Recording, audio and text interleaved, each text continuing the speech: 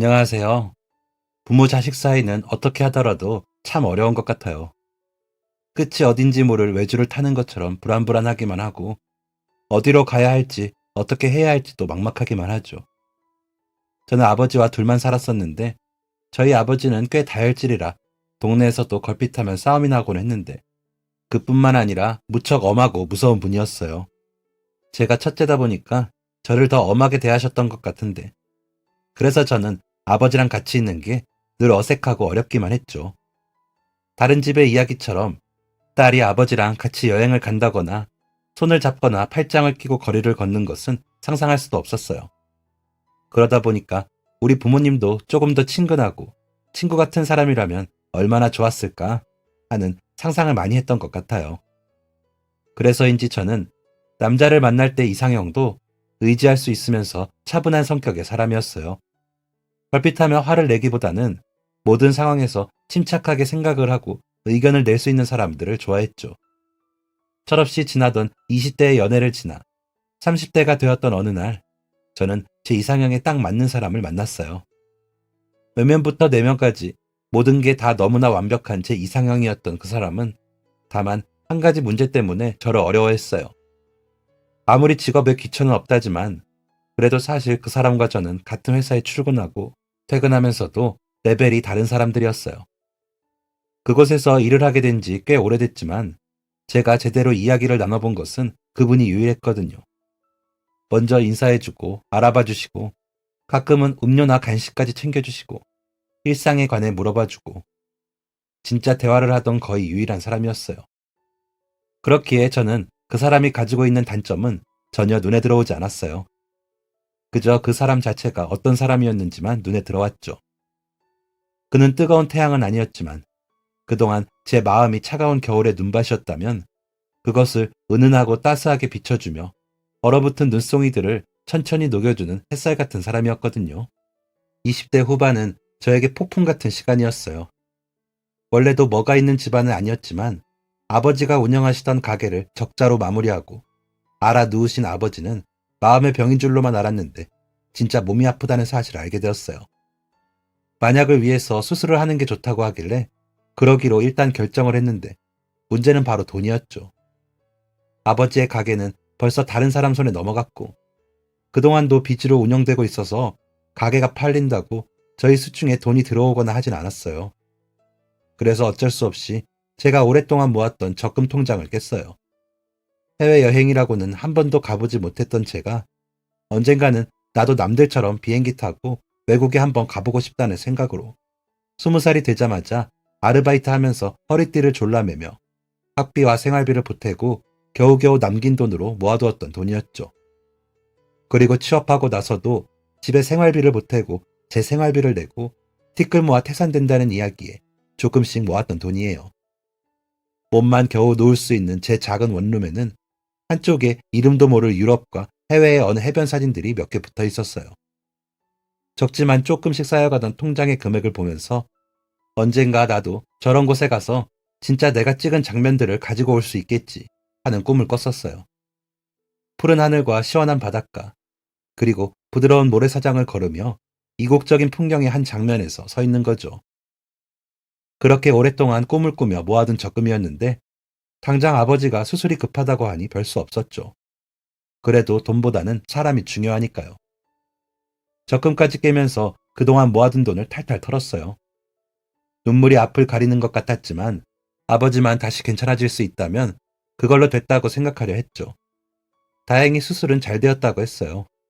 다만 오래 운영하던 가게가 속절없이 무너지게 된 것이 너무 충격이었는지 아버지는 결국 다시 힘을 내지 못하시고 수술을 받고 나서 몇 달 뒤 돌아가셨어요.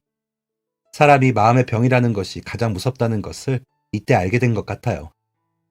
분명 병원에서는 수술도 잘 끝났고 다른 후유증이나 합병증도 없을 거라고 했는데 퇴원하고 돌아와서 매일 집에서 시름시름 앓으셨거든요. 멍하니 창밖만 보고 계시고 식사도 제대로 하지 않으려고 하시고 하루 종일 누워만 계실 때도 있었어요. 자식한테 짐만 되는 사람이구나 라고 조용히 읊조리기도 하시고 저에게 미안하다는 말을 참 많이 하셨어요. 언제 갑자기 불쑥 화를 낼지 몰라 무섭기만 했던 아버지였는데 돌아가시기 전에는 한없이 연약하고 나이든 노인일 뿐이었죠. 아버지의 미안하다에는 너무 많은 게 담겨 있어서 그 이야기를 들을 때마다 그 무게감이 제가 감당하기 힘들 정도였어요. 아버지가 돌아가신 후에도 한참 동안 늘 아버지가 이야기하시던 미안하다가 가슴을 무겁게 짓눌렀거든요. 그렇게 폭풍 같았던 20대의 마지막을 그나마 버틸 수 있게 해줬던 것은 그 사람이었어요. 제 이상형이라는 그 사람 말이에요.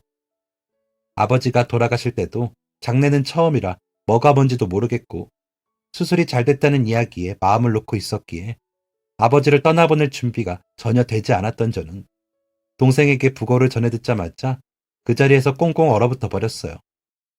목소리도 나오지 않고 한 발짝도 뗄 수 없더라고요. 아버지가 세상을 떠나신 게 너무 슬프기도 했지만 그것보다는 전혀 예상하지 못했던 것이라 큰 충격이었어요. 사람이 충격을 받으면 말하지 못하는 실어증에도 걸린다고 하는데 이래서 그런 이야기가 나왔구나 싶을 만큼 정말 한마디도 입을 뻥끗하지 못하겠더라고요. 그런 저를 눈치채고 옆에서 챙겨준 게 제가 일하던 회사의 대리님이었어요. 저보다 5살 연상인 대리님은 쓰레기를 버리다 지하 주차장에서 전화기를 들고 그 자리에 그대로 얼어붙은 저를 보시곤 먼저 와서 무슨 일인지 물어봐 주시고 제 사정을 담당자에게 이야기해서 휴가를 받을 수 있도록 해주셨어요. 그뿐만 아니라 첫날은 그날 오후 바로 휴가를 쓰시고 저를 장례식장에 데려다 주시고는 장례 절차를 진행하는 과정을 다 도와주셨어요. 그리고 그 다음 날도 퇴근하고 바로 장례식장으로 와서는 3일장 내내 저녁부터 다음날 아침까지 같이 빈소를 지켜주셨죠. 장례가 끝나고 아버지를 산소에 모실 때까지도 저는 정신을 못 차린 것 같아요. 아버지가 돌아가셨다는 사실이 그냥 계속 믿기지 않더라고요. 마치 저랑은 전혀 상관없는 남의 이야기를 듣는 것 같은 기분이었어요. 그런데 그 옆에서 대리님은 계속 저를 챙겨주셨어요. 저도 챙겨주고 제 동생도 챙겨주고 마치 대리님이 우리 집 아들인 것처럼 조문객분들에게 인사도 드리고 장례 진행 상황도 계속 꼼꼼하게 체크해 주더라고요. 그때 당시에는 저 사람이 남자로 좋다는 생각은 없었고 경황이 없기는 했지만 그래도 그분이 계셔서 의지가 되었어요. 차분하게 모든 상황을 돌봐주시는 모습이 무척 어른스럽게 보였죠. 그리고 그 후부터 대리님에 대한 제 호감이 조금씩 바뀌었어요. 원래도 굉장히 멋진 사람이고 제가 존경할 만한 사람이라고 생각은 했지만 아버지가 돌아가신 후부터는 뭔가 남자로서 든든한 사람이라는 생각이 들기 시작했어요. 만약 그 상황에서 저 사람이 남자친구나 남편이었다면 얼마나 믿음직스러웠을까 생각이 들면서 만약 내가 연애한다면, 아니 결혼한다면 꼭 저런 사람이랑 해야 할 텐데 하는 생각도 들었죠. 그런 생각이 한두 번 들기 시작하니 어느새 걷잡을 수가 없었어요. 몇 달 지나고 보니 제 마음이 엄청나게 커져 있더라고요. 그리고 저도 모르게 계속 시선은 그 사람을 쫓고 있었어요. 성큼 다가가고 싶었지만 마냥 그럴 수도 없었어요. 저는 같은 회사를 다니고 있었지만 그 사람처럼 대학을 나오거나 그 회사의 직원이 아닌 회사 소속의 청소일을 하는 사람이었거든요. 이렇다 할 학력도 배운 것도 없었던 저는 20살이 되면서 우연히 한 청소업체의 일을 아르바이트로 시작하게 되었어요. 워낙 성격도 깔끔하고 주변 정리도 잘하고 거기에 비위도 강하기 때문에 쓰레기통을 비우는 것도 화장실 변기를 닦는 것도 하수구를 닦는 것도 저한테는 별거 아니었어요. 그냥 제가 해야 하는 일 중 하나일 뿐이었죠. 그렇다 보니까 청소라는 게 제 적성에 딱 맞다 싶더라고요. 하는 일은 고되고 월급도 많은 편은 아니지만 그래도 내가 잘하는 것으로 돈을 벌 수 있다니 이 정도면 꽤 만족할 만하다 싶었어요. 그런데 사람이 좋아하는 사람 앞에서는 작아지나 봐요. 이제까지 청소일을 하는 게 부끄럽다고 생각해 본 적이 없었는데 대리님을 좋아하게 된 이후로는 그런 생각이 계속 들었어요. 내가 검정고시라도 봐서 고등학교라도 제대로 나왔다면 어땠을까? 유명한 자격증이라도 제대로 있었다면? 아니면 전문대라도 가서 뭔가를 배웠다면? 그래서 이 회사의 진짜 직원으로 일할 수 있었다면 조금 더 당당하게 그분에게 내가 좋아한다고 호감 있다고 말할 수 있었을까? 나중에 들어보니 그분 역시 오래전부터 저를 마음에 두고 있었지만 한 가지 치명적인 단점 때문에 망설였다고 해요. 그래서 저와 같은 마음이었지만 쉽게 다가올 수가 없었죠. 안 돼. 내가 그러면 안 되지. 저 사람을 진짜 위한다면 내가 아닌 다른 좋은 사람을 만날 수 있도록 해야 해. 라고 생각하며 본인의 커져가는 마음을 억지로 눌렀다고 해요. 저는 제가 가진 게 너무 부족해서 저를 피한다고만 생각했는데 알고 보니 대리님은 오히려 자신의 단점이 너무 큰 사람이라 저를 피했다고 하더라고요. 어느 날 스트레스 때문인지 제가 복통이 너무 심해서 혼자 일찍 퇴근을 하던 길이었어요. 외근을 다녀왔는지 밖에서 우연히 마주치게 되었는데 제 안색이 너무 좋지 않았는지 화들짝 놀라서 뛰어오시더라고요. 무슨 일이냐며 깜짝 놀라 물어보시더니 배가 너무 아프다고 하자 저를 데리고 바로 근처 병원으로 뛰어가셨어요. 그러지 않아도 된다고 몇 번이나 말했지만 듣지도 않고 저를 거의 들쳐업듯이 병원으로 갔어요. 그리고 잠깐 정신을 잃었던 것 같은데 눈을 떠보니까 제가 병원 침대에 누워있고 옆에는 대리님이 앉아서 졸고 있더라고요. 어떻게 된 일인가 싶어 몸을 움직이려고 뒤척이니 제 인기척에 화들짝 놀라며 일어나더니 괜찮냐고 걱정스러운 얼굴로 물어봤어요. 그동안 과로와 스트레스가 겹친 데다가 그걸 핑계로 식사도 제대로 하지 않은 것 때문에 쓰러진 것 같더라고요. 요즘 같은 시대에 영양실조가 말이나 되냐면서 걱정스러운 얼굴로 저를 쳐다보더니 링거를 다 맞고 나면 갈 곳이 있다고 했어요.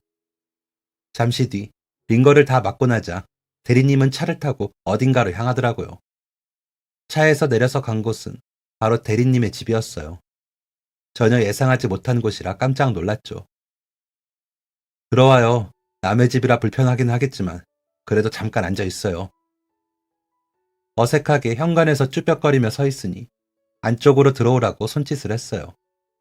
어색함과 당황스러움에 잠시 망설이다가 집 안으로 들어가자 의외의 광경이 눈앞에 펼쳐졌어요. 들어가니 거실에서 아주머니와 함께 그림을 그리던 한 아이가 달려나와 대리님의 품에 안기더라고요. 인사해요. 제 아들이에요. 아들, 아빠 손님 왔네. 인사해야지. 그러자 꼬마아이는 아빠 뒤로 숨어서 고개를 살짝 내밀더니 수줍게 인사를 건넸어요. 같이 있던 아주머니는 아이를 돌봐주는 도우미 분이었는지 간단하게 이야기를 나누더니 짐을 챙겨서 인사를 하고 떠났죠. 대리님은 잠깐 앉아있으면 식사를 대접하겠다고 하더니 저와 아이를 남겨두고 부엌으로 갔어요. 저는 거실에 처음 보는 아이와 남겨졌죠. 어색하기는 했지만 그래도 제가 어른이니까 뭐라도 해야 할 것 같아서 이런저런 이야기를 시작했어요. 뭐 하고 있었는지, 이건 무엇을 그린 건지, 어떤 색을 좋아하는지 등등 좋아하는 것에 대해 대화를 시작하니까 아이는 금세 긴장을 풀었고 저희는 어느새 자연스럽게 같이 자리에 앉아서 스케치북에 그림을 그리면서 함께 놀고 있었죠. 이렇게 어린 아이랑 시간을 보내는 건 처음이라 걱정스럽기도 하고 어쩔 줄 모르는 마음도 있었는데 생각보다 어렵지 않았어요. 그렇게 한참 아이랑 놀고 있으니 부엌에서 맛있는 냄새가 솔솔 나더라고요. 얼마 뒤 식사 준비가 끝났다는 이야기에 저는 아이와 손을 씻고 같이 식탁으로 갔어요. 식탁에는 맛있어 보이는 김치찌개부터 막 볶아내서 김이 모락모락 나는 불고기에 계란말이까지 놓여 있었어요. 저는 뜻밖의 진수성찬에 어안이 벙벙해져서 그 자리에 그대로 서 있었죠. 어색하게 자리에 앉아 다 같이 잘 먹겠다는 인사를 나누고 수저를 들어서 반찬을 한 입 먹었는데 세상에 너무나 맛있더라고요. 제가 생각했던 것보다 훨씬 맛있어서 정말 깜짝 놀랐어요. 맛있죠? 제가 혼자 산 지 오래되기도 하고 원래 요리도 좋아하고 하다 보니까 밥은 거의 집에서 만들어 먹었거든요. 다른 건 못해도 요리는 좀 자신 있어요. 그동안 끼니도 제대로 못 챙겨 먹은 것 같아서 걱정되더라고요. 은정씨 가져가라고 반찬도 넉넉하게 만들었으니까 이따 갈 때 가져가요. 다른 건 몰라도 밥은 잘 챙겨 먹어야죠. 처음으로 누군가에게 받아보는 따뜻한 호의에 저도 모르게 눈물이 났어요. 어린애도 있는데 내가 여기서 울면 안 되지 싶어서 참으려는데 따뜻한 음식과 다정한 말에 도무지 눈물이 다시 들어가질 않더라고요. 그래서 저도 모르게 밥을 먹으면서 훌쩍훌쩍 울었어요. 그러자 아이가 자리에서 일어나더니 휴지를 가져와서 가져다 주는 거예요. 그 조그만 손으로 저한테 휴지를 내미는데 그만 그 자리에서 눈물과 웃음이 동시에 빵 터지고 말았어요. 그렇게 눈물 범벅에 식사를 마치고 집까지 바래다 주겠다는 대리님을 겨우겨우 말렸지만 근처 버스 정류장까지라도 데려다 주겠다고 하셔서 어쩔 수 없이 아이와 함께 버스 정류장까지 걸어갔어요. 그러면서 이런저런 이야기를 나눴죠. 사실 대리님에게 아이가 있다는 것은 이미 알고 있었어요. 저희 청소하는 사람들은 어쩔 수 없이 사람들 이야기를 여기저기서 들을 수밖에 없거든요. 특히 화장실 같은 곳은 저희가 있는 것을 신경 쓰지 않고 속 이야기나 여러 소문들을 많이 나누는 곳이에요. 그러다 보니 자연스럽게 회사 내의 여러 이야기들을 다 보고 들을 수밖에 없죠. 특히 대리님은 젊고 유능하고 성격도 좋다 보니 회사 내에서 꽤나 관심을 받는 사람이었어요. 그러다 보니 꽤 자주 여직원들 사이에서 이야기가 나오고는 했죠. 그렇지만 뒤에서 사람들이 자신에 관해 이야기했다고 말할 수는 없었어요. 그래서 그 사람이 시작하는 자신의 이야기를 모른 척 들었어요. 그는 어릴 때부터 친했던 소꿉친구와 20대 초반 군대에 다녀온 후 바로 결혼을 했다고 해요. 결혼 생활을 일찍 시작한 탓에 30대가 되기 전에 이미 결혼 연차가 꽤 쌓이게 되었는데 몇 년 동안 아이 소식은 없었다고 하더라고요. 그러다 마침내 아이를 갖게 되었고 오랫동안 기다렸던 아이 소식이기에 두 사람은 무척 행복했다고 해요.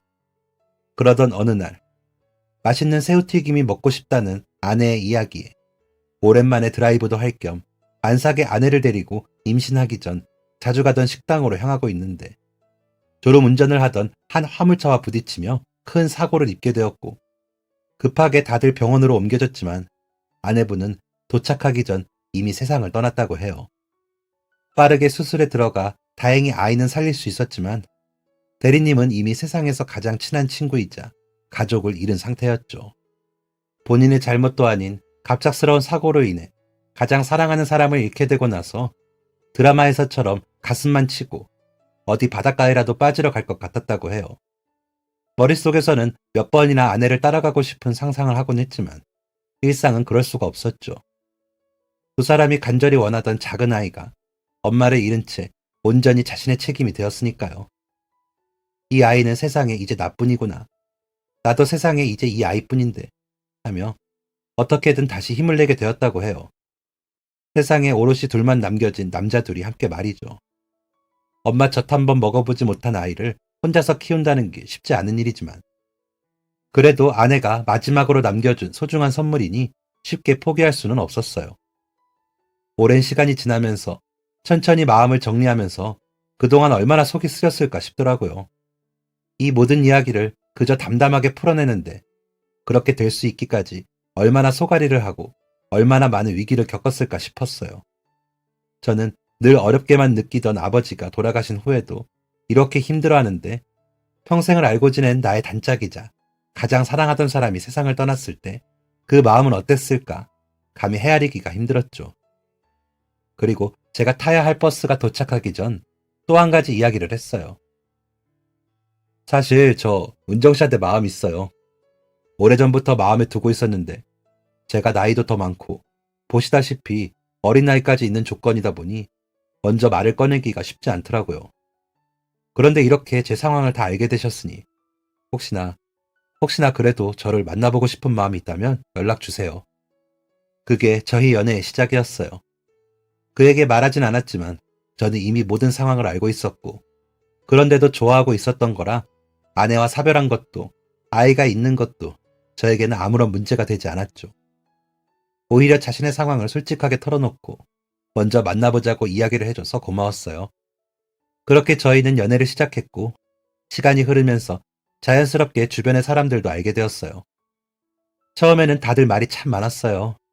그도 그럴 게 조건부터 그 사람은 회사원이었고 저는 그 회사의 한낱 청소부였으니까요.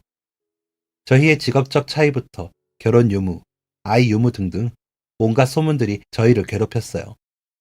지금껏 그 회사에서 청소하면서 관심이라고 해봐야 지나가다 인사 몇 번 겨우 받거나 이것 좀 치워주세요 하는 게 전부였는데 그동안 드라마 속 지나가는 엑스트라 같던 제가 갑작스럽게 어디를 가든 사람들의 이목을 끌게 되었죠. 그렇게 1년을 시끌벅적하게 연애하다가 저희는 결혼까지 하게 되었어요. 연애만으로도 다들 난리였는데 결혼식장에서 드레스를 입은 제 모습을 보고 사람들은 더욱 입을 모아 수군거렸죠. 몇몇 여직원들은 부러움과 시기의 눈빛으로 저를 쳐다보기도 했어요. 회사 내에서는 이런저런 소문들 사이 저 여자가 그렇게 따라다니면서 꼬리를 쳤더라 하는 소리까지 돌았죠. 이런저런 뜬 소문 사이 저에 대한 악의적인 소문들까지 퍼지자 일하는 게 점점 힘들어졌어요. 그러다 보니 청소업체 측에서도 다른 곳으로 옮기거나 그만두는 게 어떠냐는 이야기가 나왔죠. 그 이야기를 들은 남편은 돈은 자신이 충분히 벌 수 있으니 그만두고 집에서 전업주부를 하면 어떠냐고 제안했어요. 그렇게 저는 10년이 넘게 하던 청소일을 그만두게 되었죠. 아이를 봐주던 아주머니도 이제 오실 필요가 없었어요. 본격적으로 살림과 육아가 시작되었죠. 그 당시 아들은 5살이었는데 수줍음이 참 많았어요. 그래도 다행히 저에게는 마음을 빨리 열어준 덕분에 저희는 친하게 지낼 수 있었죠. 아직 엄마라고 부르기는 조금 낯선 것 같고 저 역시 갑자기 자식이 생겨서 어색하긴 했지만 그래도 나름 잘 지내고 있었죠. 이상한 일인지 당연한 일인지 판단하기 좀 어렵지만 저는 그 아이를 처음 봤을 때부터 참 좋아했어요. 내가 사랑하는 남자의 아들이라서 그랬을 수도 있는데 이상하게 처음 만났을 때부터 자꾸 호감이 가더라고요. 남편과 연애하면서도 저는 꼭 아이를 껴서 데이트하려고 했고 자주 집에도 방문해 아이와 시간을 보냈어요. 정확하게 따지면 저랑은 피 한 방울도 섞이지 않은 남의 자식인데 참 이상하더라고요. 자꾸만 아이가 눈에 밟히고 집에 오면 자꾸만 생각났어요. 어쩌다 남편이 둘만 데이트하자고 이야기해서 보지 못할 때는 집에 돌아와서 자꾸 아이 생각이 나더라고요. 참 희한하게도 저는 남편뿐 아니라 아이와도 사랑에 빠진 거죠. 처녀가 결혼해서 애 한 번도 키워보지도 않고 그것도 남의 자식을 잘 키울 수 있냐고 주변에서 말이 많았어요. 하지만 결혼하고 난 뒤에는 그런 이야기가 쏙 들어가기에 저희 세 사람은 각자 자신의 자리에서 최선을 다했죠. 그리고 저에게 주어진 엄마로서 해야 할 역할도 모자람 없이, 아니 오히려 주변에서 새엄마가 어떻게 저렇게 전처 자식한테 잘하냐는 소리를 들을 정도로 잘했어요. 그렇게 저희 세 가족은 오순도순 행복하게 살아갔어요. 하지만 하늘도 무심하게 아들이 중학생일 쯤 남편에게 지독한 병이 찾아왔어요. 병으로 아버지를 잃었던 저는 이번에도 덜컥 겁이 났어요. 그리고 예상대로 저희의 가정은 빠르게 무너지기 시작했죠. 우선 가장 큰 문제를 만든 것은 돈이었어요.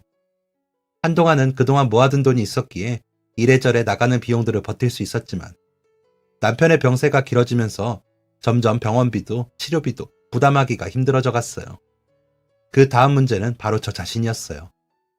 아버지처럼 갑작스럽게 세상을 떠날까봐 너무 무서워서 저는 천천히 말라갔어요. 아버지가 돌아가신 후 제가 어땠었는지를 봤던 남편이기에 저에 대한 남편의 걱정도 커져만 갔죠. 사춘기에 접어들면서 말문을 점점 닫고 멀어지기 시작한 아들도 걱정이었어요. 아버지의 병문안도 거의 오지 않았거든요. 그리고 제 기도가 참 야속하게도 남편은 결국 병을 앓기 시작한 지 1년 반을 겨우 버티다가 세상을 떠났어요. 남의 아들만 당신한테 남겨두고 떠나서 너무 미안해. 오래도록 행복하게 해주겠다고 큰소리 쳐놓고 그 약속 비슷하게도 못 지켰네. 결혼하고 나서 당신 고생만 시킨 것 같아 너무 미안해. 그래도 당신을 만나서 그동안 너무 행복했어. 다시는 누군가를 만나지 못할 거라고 생각했던 내 삶에서 당신은 너무 큰 선물이었어. 고마워, 나랑 결혼해줘서. 우리 아들에게 좋은 엄마가 되어줘서. 그렇게 남편이 세상을 떠난 후 저는 남편의 아들과 세상에 둘만 남겨졌어요. 장례를 치른 후 집으로 돌아와서 무슨 말을 해야 할지 모르겠더라고요. 괜히 어줍지 않은 위로는 아이를 더 기분 상하게 할 것 같아 차라리 아이가 먼저 다가올 때까지 침묵을 지키는 게 나을 것 같다는 생각에 그저 묵묵하게 그때를 기다렸어요.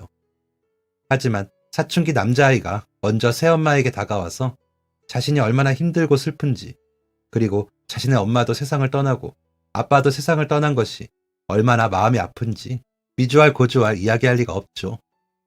제 청소년기만 생각해도 그럴 일이 없는데 저도 참 어리숙하게 아이가 먼저 다가오기를 기다린 거예요. 어쩌면 제가 초보 엄마라 그랬을까요? 아이를 키울 준비가 제대로 되지 않아 잘 몰랐던 걸까요? 남편이 세상을 떠나고 자연스럽게 아이와 사이는 멀어져 갔어요. 어릴 때는 맨날 같이 그림도 그리고 이야기도 나누고 간식도 같이 만들어 먹고 놀러도 다니고 했는데 이제는 얼굴 봐도 인사만 겨우 하고 같은 집에 있어도 대화는 딱히 나누지도 않았죠. 늘 남의 이야기를 하기 좋아하는 주변 사람들은 저에게 아이를 친척들에게 맡기거나 다른 방법을 찾으라고 했어요. 어차피 네 친자식도 아니고 전 남편이 전처와의 사이에서 낳은 피 한 방울 섞이지 않은 남인데 자식도 없는 네가 뭐하러 아이를 키우냐며 아직 나이도 젊은 편이라고 새 출발을 하라며 저를 위하는 듯이 이야기했죠. 남편이 세상을 떠난 후 집으로 찾아왔던 친동생마저 그런 이야기를 했어요.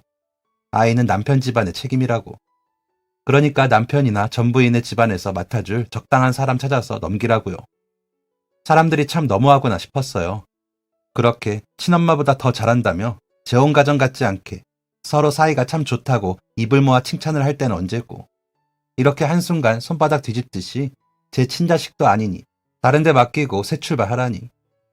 이미 남편 없이 저희 두 사람이 삶을 꾸리는 것 자체가 새 출발인데 다들 남의 이야기라 함부로 하는구나 싶었죠.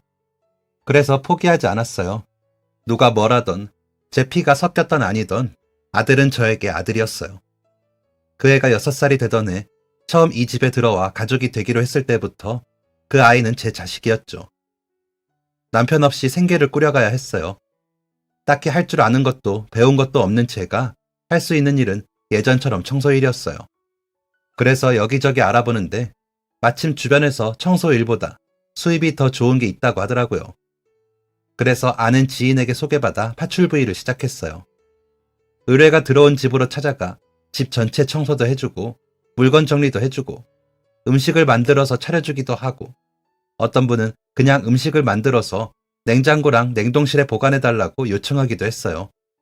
집마다 다르지만 집주인 얼굴도 보지 못하고 식탁이나 냉장고에 메모가 쓰여 있는 곳도 있고 혹은 집주인이 집안에서 이런저런 일을 해달라고 부탁하는 곳도 있었어요. 그 전에 청소일도 하고 아이 키우면서 집안일도 능숙해서 그런지 파출부 일은 저한테 엄청나게 어렵거나 복잡하진 않았어요. 그러다 보니 금세 일에 적응할 수 있었고 처음에는 하루 한 집만 다니다가 몇 달 후부터는 하루 2집을 다니게 되었죠. 하루에 2탕씩 파출부 일을 해나가면서 열심히 돈을 벌었어요. 아버지가 돌아가시고 나서 혹시나 경제적인 문제로 아이가 걱정하지 않게 하고 싶었거든요. 그리고 어느새 사이가 멀어진 아이를 위해 그나마 제가 해줄 수 있는 것이 돈이라고 생각했어요. 하고 싶은 일을 할 때 제가 걸림돌이 되지 않게 돈이라도 많이 벌어두지 싶었죠. 아들은 공부를 정말 잘했어요. 공부라고는 제대로 해보지 못했던 저로서는 아들이 상을 받아오고 학교에서 매번 전교 1, 2등을 번갈아 가면서 하는 게 그저 신기하기만 했어요. 어떻게 공부를 저렇게 잘할 수 있을까 신기할 정도였죠. 그리고 그럴수록 아들의 미래를 위해서 제가 더 탄탄하게 모든 것을 준비해야 한다고 생각했어요. 꼭 나가야 하는 생활비와 아들의 용돈을 제외하고는 나머지 돈은 적금으로 다 모아두고 다른 것보다 건강관리만큼은 철저하게 했어요. 혹시나 제가 아프거나 병이 생겨서 아들을 도와주지 못하면 안 되니까요. 아들은 한국에서 이름만 들으면 다들 입이 떡 벌어질 정도의 대학에 들어갔어요. 그것도 무려 법학과에 진학했죠. 그랬더니 그제야 다들 주변에서 어쩜 아들을 그렇게 훌륭하게 키웠냐고 대단하다고 하더군요. 사실 아들이 공부하는데 저는 도와준 게 아무것도 없기에 그런 질문을 들을 때마다 대답할 말이 없었어요. 아들의 졸업식에 참석했을 때 주변 부모님들이 다들 모여들어서는 저에게 물어보더라고요. 비결이 뭐냐고요. 어떤 부모님은 자기 자식이 대학에 떨어져 재수시키려고 하는데 우리 아들이 무슨 학원에 다녔는지 공부 계획은 어떻게 짜줬는지 물어봤어요. 그런 질문들에 그저 말문이 막혀버렸죠. 그저 우리 아들이 똑똑하고 야무져서 혼자 잘 해낸 거라 제가 감히 그 영광을 나눌 수 없었어요. 배운 것도 없고 특별히 할 줄 아는 게 없어 몸 쓰는 일로 돈을 버는 저는 그 애의 숙제 한 번 도와준 적이 없고 공부할 때 옆에서 모르는 것을 가르쳐 준 적도 없었어요. 입시 일정이나 전략을 알아봐 주거나 대학이나 진로에 대해 상담해 준 적도 없었죠. 그저 그 애 혼자서 스스로 커나간 거예요. 그러니 어떻게 아들을 명문대에 입학하게 키웠냐고 물어보면 글쎄요, 저는 모르겠네요. 아들은 대학에 가서도 성적이 우수해서 장학금도 받고 자기 혼자 아르바이트도 찾아서 하며 생활비도 충당하는 듯 했어요. 그래도 저는 대학에 다른 친구들에게 부족해 보이지 않았으면 하는 마음이 들어 전보다 더 열심히 일을 했어요. 파출부 쪽에서도 연차가 쌓이고 실력이 입소문 나기 시작하니 점점 더 일당을 많이 주는 곳에서 저를 보내달라고 부탁했어요. 이제는 드라마에서나 보던 마당이 있고 집안이 2, 3층으로 된 부잣집들로 일을 하러 다녔죠. 그리고 여전히 돈을 벌어서 나머지는 다 저축하고 남은 돈은 아들을 위해 썼어요. 요즘 애들 사이에서 유행한다는 브랜드의 옷을 비롯한 가방, 신발, 그리고 한 번은 그동안 모은 돈으로 값이 나가는 시계를 선물했어요. 주변에서 다들 남자는 시계라는 이야기를 하더라고요. 좋은 시계를 차고 다녀야지 신뢰도 주고 이성들한테 인기도 많다고요. 원래는 학교 다니기 편하게 자동차를 사주고 싶었는데 평소 옷이나 신발도 부담스러워하는 아들이 혹시나 저를 더 싫어하게 될까봐 무서워서 덥석 살 수가 없더라고요. 그래도 저는 제 아들이 어디서든 가장 빛났으면 싶었어요. 자기도 돈 버니까 옷이나 신발도 사주지 않아도 된다고 이야기하는 아들이 한편으로는 야속하면서도 그래도 예쁜 옷이나 가방을 보면 아들이 생각이 먼저 나는 게 어쩔 수 없더라고요. 자라면서 점점 아들은 아버지를 닮아갔어요. 외모뿐만 아니라 성격도 아버지를 닮아 매우 차분하면서도 자기 일에 대해서는 냉철한 부분이 있었죠. 어릴 때 수줍어 아버지 뒤로 숨던 아기는 이제 없었어요. 똑똑하고 야무지고 뭐든지 척척 해내는 완벽한 한 청년만 남아있었죠. 세상 어디에 내놔도 자랑스러울 제 아들. 이렇게 직접적으로 말하지는 못했지만 언제나 마음속에서는 차분하고 조용한 카리스마를 가진 아들이 늘 자랑스러웠고 항상 멋지다고 생각했어요. 변호사가 된 아들은 그전에도 연애를 몇 번 하는 것 같았는데 최근 진지하게 만나는 사람이 있는 것 같더라고요. 평소 저에게 연애한다고 대놓고 티를 내는 아이가 아니었는데 이번에 만난 여자친구에 대해서는 종종 여자친구와 약속이 있다거나 같이 여행을 가기로 했다고 이야기하고는 했거든요. 그리고 어느 날인가 지금 만나는 여자친구와 진지하게 결혼을 생각하고 있다고 먼저 이야기를 했어요. 항상 똑똑하고 자기 일에 똑부러지는 아들이기에 저는 반대를 할 이유가 없었어요. 당연히 우리 아들이 알아서 좋은 여자분을 잘 만났겠지 싶어서 한 번도 보지 못한 여자친구였지만 결혼하겠다는 이야기에 알겠다고 대답했죠. 그로부터 몇 주 후 본격적으로 결혼 준비에 앞서 여자 쪽 부모님과 자리를 마련하겠다고 하더라고요. 저와 결혼할 때 부모님이 계시지 않았고 남편에게도 인사할 가족이 아들밖에 없었기에 하지 않았지만 다들 결혼하기 전 부모님들끼리 만나 이야기를 나누는 상견례가 먼저이긴 하죠. 상견례라는 게 난생 처음이라 이야기를 듣고 난 이후부터 쭉 긴장하고 있었는데 그런 제 마음을 눈치챈 건지 어떤 건지 어느 날 백화점에서 옷과 신발, 가방을 사와 저에게 주면서 무심한 듯이 이야기하더라고요. 준비는 저랑 여자친구가 다 할 거예요. 저희 둘 다 성인이고 최대한 양가 부모님들에게 손 벌리지 않고 진행하자고 이야기했고 저희 결혼이니까 저희가 잘해볼게요. 그러니까 너무 부담 느끼지 마세요. 그냥 편하게 제 친구 부모님이랑 식사하는 자리라고 생각하세요. 가볍게요. 그리고 평소에 화장 잘 안 하시니까 혼자 하기 힘드실 것 같아서 그날 오전에 미용실에서 머리랑 화장 받고 오실 수 있도록 예약해뒀어요. 끝나는 시간에 제가 앞으로 모시러 갈 거니까 저랑 같이 식당으로 가시면 돼요. 아들은 무심한 듯이 이야기했지만 왜인지 모르게 저는 따뜻함이 느껴졌어요. 유난스럽게 이야기하는 것은 아니지만 뭔가 저를 생각하고 배려해주고 있다는 느낌이었거든요. 뭔가 참 오랜만에 아들에게 느껴지는 애정이 어린 마음이었어요. 아들은 긴장하지 말라고 했지만 쉽게 마음이 진정되지 않더라고요. 그렇게 떨리는 마음으로 결혼식 이후 처음으로 전문가에게 화장과 머리까지 하고 아들과 함께 식당으로 향했어요. 이전에 종종 제 생일 때나 명절 전 아들이 고급 식당을 몇 번 데려간 적이 있었는데 그중 제 생일에 함께 왔던 고급 한정식집이더라고요. 아들은 무심하게 앞을 보면서 지난번 여기 오셨을 때 좋아하시길래 여기로 예약했어요. 오랜만에 같이 오면 좋을 것 같아서요. 라고 하며 예약해둔 방으로 걸어갔어요. 너무 긴장해서 손에서 땀이 나서 핸드백이 미끄러질 것 같은 기분을 겨우 참고 아들을 따라 방으로 들어가니 너무 예쁘게 생긴 아가씨와 그 옆은 고급스러움이 뚝뚝 묻어나는 중년의 여성분, 그리고 한눈에 봐도 비싸 보이는 양복을 입은 근엄한 표정의 중년 남성분이 있었어요. 아들의 전 여자친구로 보이는 여성은 저희가 들어오는 것을 보고 자리에서 벌떡 일어나 문 앞으로 뛰어와 제 손을 잡더라고요. 안녕하세요. 처음 인사드려요. 그동안 이야기 많이 들었어요. 하면서 밝게 인사를 건네는 그 아가씨는 한눈에 봐도 좋은 집안에서 사랑을 듬뿍 받고 자랐구나 싶었어요. 찰랑이고 윤기 나는 긴 머리카락에 귀걸이도 목걸이도 무슨 보석인진 잘 모르겠지만 눈부시게 반짝거리고 입고 있는 위아래가 같은 핑크색인 치마와 재킷에는 명품에 크게 관심 없는 저도 알고 있을 정도의 유명한 명품 브랜드 로고가 그려져 있었죠. 반갑게 제 손을 잡으며 인사를 하던 그 여성은 제 얼굴을 자세히 들여다보더니 잠시 멈칫하는 것 같았어요. 그리고 어딘가 석연치 않은 표정으로 자리로 돌아갔는데 그 뒤에 있던 중년 여성분은 들어올 때부터 어딘가 짜증이 난 표정이더니 제가 인사를 하는 와중에도 계속 뭔가 마음에 들지 않는 눈치였어요. 저는 어색하고 불편한 분위기를 어떻게든 풀어보려고 이런저런 이야기를 했어요. 그런데 음식이 나오기 전 갑자기 그 중년 여성분이 마시던 찻잔을 테이블 위에 쾅 소리가 나게 내려놓으면서 언성을 높이더라고요. 아니 잠깐. 아니 나 참 어이가 없어서.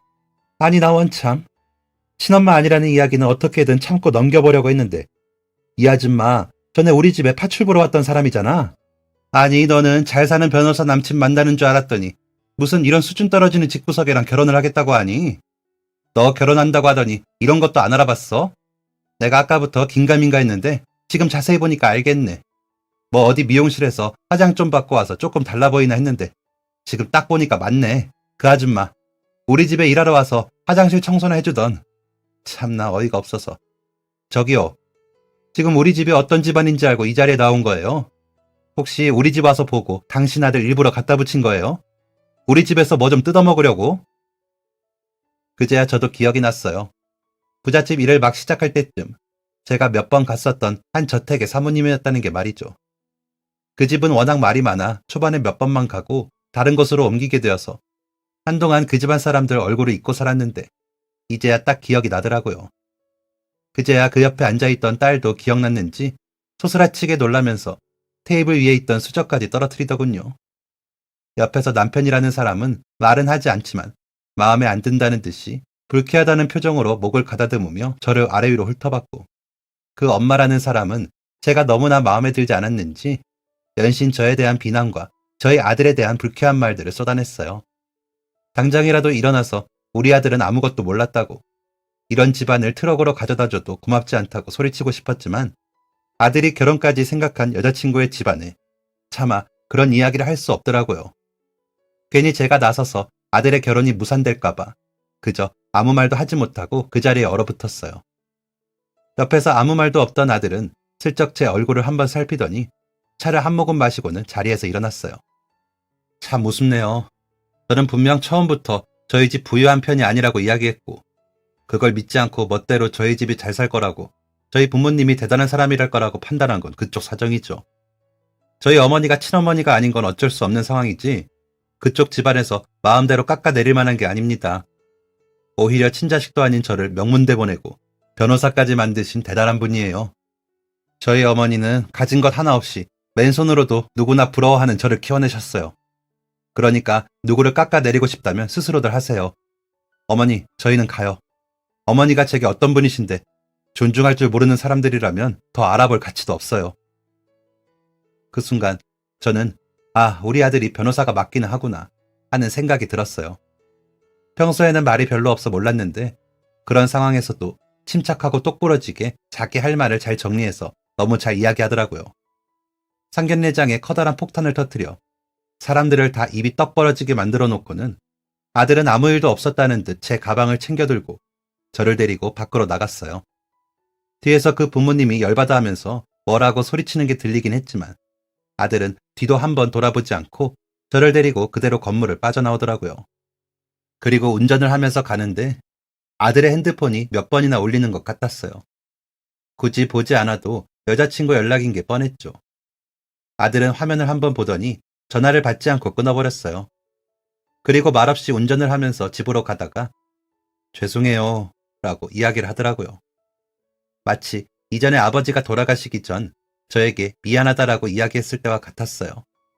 그저 짧은 한마디인데 그 안에 너무 많은 뜻이 담겨 있어서 말의 무게가 남다르게 느껴졌거든요. 그렇게 말을 잘하는 아들이 왜 제 앞에서는 늘 말을 아끼는지 모르겠지만 처음으로 저에게 죄송하다고 이야기하는 아들의 그 한마디에는 정말 많은 의미가 느껴졌어요.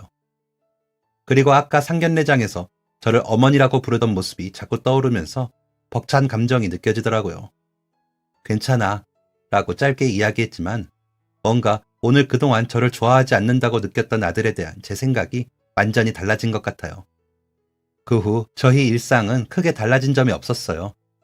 저는 계속 파출부 일을 하면서 다녔고 여전히 저랑 아들은 간단한 대화 몇 마디 말고는 크게 이야기를 나누지 않았죠. 그 후로 여자친구는 몇 번이나 아들에게 연락하려고 한 것 같은데 냉정하게 전부 거절한 것 같더라고요. 그날 이후 크게 달라진 점은 없었지만 이전과 다른 게 있었어요. 바로 아들에 대한 제 마음이었죠. 이전에는 그저 말이 없고 냉정해 보이는 아들이 늘 어렵게만 느껴졌어요. 내가 친엄마가 아니라서 나를 별로 좋아하지 않는구나. 그냥 법적으로 보호자니까 어쩔 수 없이 같이 사는구나. 라고만 생각을 했는데 이번 일을 통해서 사실은 그렇지 않다는 것을 알게 된 거죠. 겉으로 티를 내진 않지만 사실 저에 대해 늘 마음을 쓰고 있었고 별로 해준 것도 없는 저를 그래도 엄마라고 존중하고 있었다는 것을 말이죠. 그저 아들이 저를 싫어하거나 어쩔 수 없이 나중에 책임져야 할 존재로 부담스럽게 느끼지 않는다는 것만으로도 저는 너무나 행복했어요. 그 일이 있은 지도 어느새 몇 년이 지났고 아들에게는 또 다른 사랑이 찾아온 것 같더라고요. 다만 이전과 달라진 점이 있다면 종종 여자친구가 어머니에게 전해주라고 했다며 과자나 케이크 혹은 화장품 등 작은 선물들을 들고 왔어요. 그리고 얼마 후 다시 한번 진지하게 이야기를 꺼내더라고요. 이제 슬슬 결혼을 준비해볼까 한다면서요. 저는 지난번 했던 상견례에서 겪었던 아찔한 기억이 떠올랐지만 그래도 아들이 결혼한다는데 말릴 수는 없었죠. 다만 지난번 기억으로 인해서 아들에게 상견례에 제가 정말 나가도 되냐고 여러 차례 물어봤어요. 혹시 지난번처럼 저 때문에 결혼이 어긋나게 된다면 상상만 해도 끔찍했거든요. 그러자 아들은 이번에는 처음 만날 때부터 어머니에 대해 직업까지 다 이야기했다고, 그쪽 어머니를 만나서도 저에 대해 다 이야기를 미리 해두었다면서 걱정하지 말라고 했어요. 그래도 여전히 저는 진정이 되지 않는 마음으로 상견례 날 식당에 들어갈 때까지도 마음속으로 제발 내가 일했던 집의 사모님이 아니기를, 제발 이번만은 아예 모르는 사람이기를 하면서 간절히 기도했어요. 그렇게 긴장한 채로 식당 안으로 들어갔는데 자리에서 벌떡 일어나 저에게 달려와 인사를 해주는 모습부터 지난번과는 전혀 다른 분위기더라고요. 딸과 어머니가 함께 벌떡 일어나 저한테 달려와서는 오느라 고생하셨다고, 많이 힘드시지 않았냐고 하면서 다정하게 이야기를 건네주는데 딱 봐도 얼마나 마음이 고운 분들인지 알 것 같았어요. 알고 보니 그 집도 아버지가 돌아가신 후 어머니 혼자 아이를 키웠다고 하시더라고요.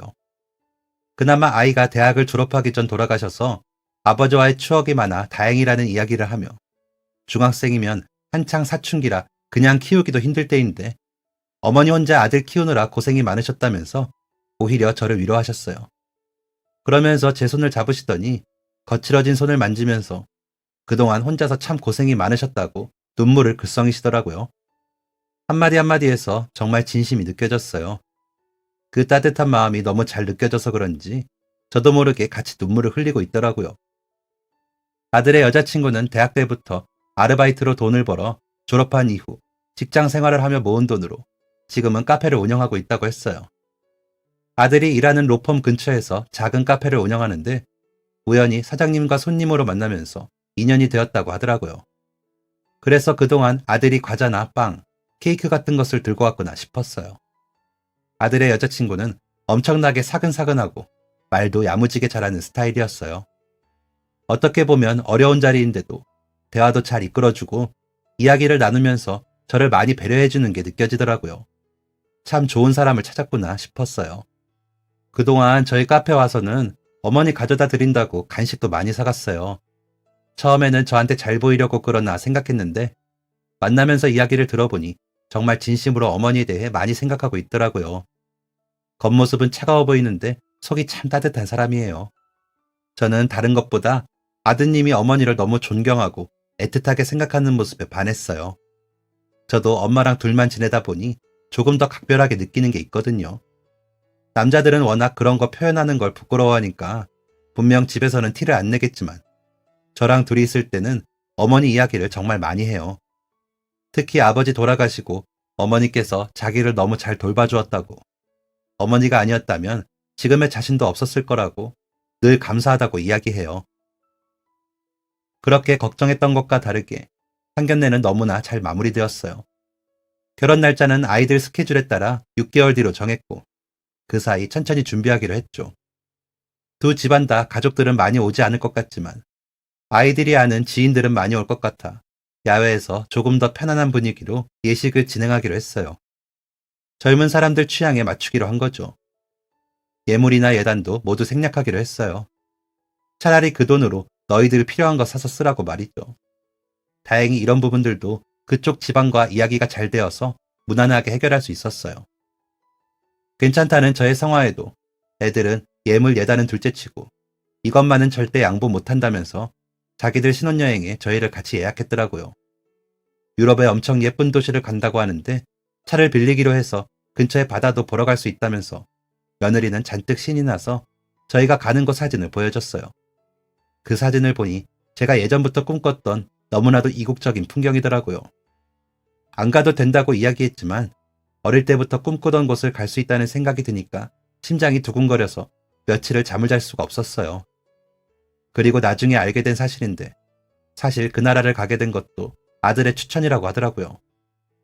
어린 시절 제가 아들과 자주 그림을 그리면서 원래는 해외의 예쁜 바닷가로 여행을 해보는 게 꿈이었다는 이야기를 종종 했었다며 그걸 기억하고 있었다고 해요. 날씨까지 축복을 해주는지 너무나 예쁜 풍경에서 아이들은 결혼식을 성공적으로 치렀어요. 그리고 저희 네 사람은 해외여행을 가서 맛있는 것도 잔뜩 먹고 사진도 엄청 많이 찍고 제가 꿈꾸던 이국적인 풍경의 바닷가에서 시간도 보냈죠. 너무나 완벽한 일주일이었어요. 혹시 내가 죽어서 천국에 온 것은 아닐까 착각이 들 만큼 행복한 시간이었죠. 결혼하고 나서 두 사람은 직장에서 가까우면서 우리 집과 안사돈의 집에서도 가까운 곳을 찾아 신혼집을 마련했어요. 주말이면 우리 집이나 안사돈 집에 모여서 식사를 같이 하기도 하고 안사돈이랑은 친자매처럼 평소에도 자주 만나서 이야기도 나누고 집에도 놀러가고 했어요. 아들과 며느리도 저희에게 얼마나 잘하는지 주변에서 제 가족을 참 부러워해요. 세상에 딸 같은 며느리 없고 엄마 같은 시어머니 없다고 하는데 저희는 진짜 딸이랑 엄마 사이처럼 잘 지내고 있어요. 결혼한 이후 아들도 이전과 달라지고 있는데요. 예전보다 한결 더 편하게 저를 대하는 것 같거든요. 전화도 종종 하고 대화도 예전에 비하면 훨씬 많아졌어요. 두 사람이 저에게 잘하는 것도 너무나 감사한 일이지만 무엇보다 중요한 건 부부가 행복하게 사는 것이기에 앞으로도 서로 따뜻하게 배려하고 사랑으로 감싸주면서 오래오래 건강하고 행복하게 살았으면 좋겠네요. 지금까지 사연 들어주셔서 감사합니다. 사연이 재밌으셨다면 구독과 좋아요를 눌러주세요. 감사합니다. 안녕히 계세요.